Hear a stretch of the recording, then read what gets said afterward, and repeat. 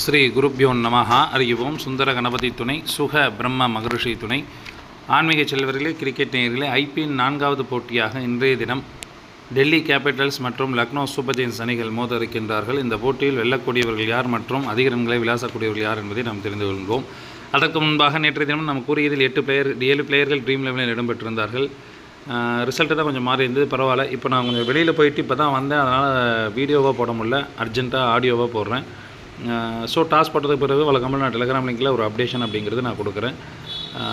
First Delhi அணி முதலில் batting செய்தார்கள் என்றால் சிறப்பாக விளையாடக்கூடிய நபர்கள் ஃபேப் டூப்ளிசஸ், கேஎல் ராகுல், அக்ஷர் பட்டேல், ட்ரிஸ்டான் ஸ்டப்ஸ், அசட்டோஸ் சர்மா போன்றோர் ஒரு சிறப்பான பேட்டிங்காக இருக்கும். இதில் கேப்டன் மற்றும் வைஸ் கேப்டனாக ஃபேப் டூப்ளிசஸ் அல்லது அக்ஷர் பட்டேலை தேர்ந்தெடுத்துக் கொள்ளலாம். டெல்லி கேபிட்டல்ஸ் அணி முதலாவது பந்து வீசினார் என்றால் விக்கெட்டுகளை வீழ்த்தக்கூடிய நபர்கள் முகேஷ் குமார், குல்தீப் யாதவ், மோகித் சர்மா. இம்பேக்ட் பிளேயராக மோகித் சர்மா உள்ளே வந்தார்னா கண்டிப்பாக ஒரு விக்கெட் எடுக்கக்கூடிய அமைப்பு அப்படிங்கிறது உண்டு. நீங்கள் முகேஷ் குமார் அல்லது மோகித் சர்மா கேப்டன் வைஸ் கேப்டனாக கூட ட்ரை பண்ணி பார்க்கலாம். டெல்லி அணி இரண்டாவது பேட்டிங் செய்தார்கள் என்றால் சிறப்பாக விளையாடக்கூடிய நபர்கள் ஃபேப் டூப்ளிசஸ், அபிஷேக் கோரல், அக்ஷர் பட்டேல், அசட்டோஸ் சர்மா போன்றோர் ஒரு சிறப்பான பேட்டிங்காக இருக்கும். இதில் கேப்டன் மற்றும் வைஸ் கேப்டனாக அக்ஷர் பட்டேல் அல்லது ஃபேப் டூப்ளிசஸ் தேர்ந்தெடுத்துக் கொள்ளலாம். டெல்லி கேபிட்டல்ஸ் அணி இரண்டாவது பந்து வீசினார் என்றால் விக்கெட்டுகளை வீழ்த்தக்கூடிய நபர்கள் குல்தீப் யாதவ், மிச்சல் ஸ்டார்க், முகேஷ் குமார், வழக்கம் போல் மோகித் சர்மா இடம்பெற்றார் என்றால் ஒரு சிறப்பான பந்து வீச்சாக இருக்கும். அடுத்தபடியாக எல்எஸ்ஜி அணி முதலாவது பேட்டிங் செய்தார்கள் என்றால் சிறப்பாக விளையாடக்கூடிய நபர்கள் நிக்கலஸ் பூரன், ஆயுஷ் பதோனி மற்றும் குல்கர்னி போன்றோர் சிறப்பான பேட்டிங்காக இருக்கும். இதில் கேப்டன் மற்றும் வைஸ் கேப்டனாக பதோனி அல்லது பூரானை தேர்ந்தெடுத்துக் கொள்ளலாம். பூரானோட பதோனிக்கு நிறைய ஆப்ஷன்ஸ் இருக்குது, தேர்ந்தெடுத்துக் கொள்ளலாம்.